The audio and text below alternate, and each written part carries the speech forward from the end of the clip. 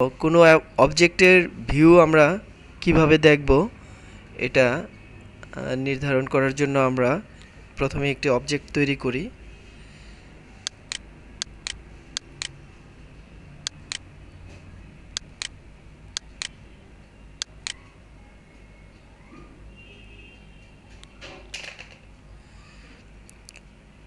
আমরা এখন 3D orbit ভিউতে আছি।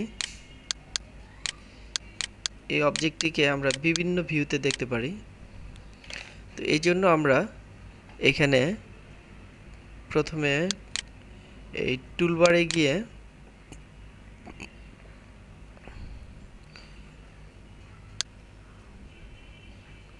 এই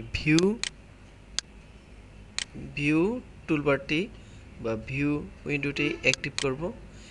এখানে কিছু ভিউ দেওয়া আছে এবং এটির মাধ্যমে আমরা ইনস্ট্যান্ট কিছু ভিউ দেখতে পারি, যেমন এখানে টপ ভিউ, এখানে বটম ভিউ, এখানে লেফট ভিউ, এখানে right view, front view, back view, isometric view,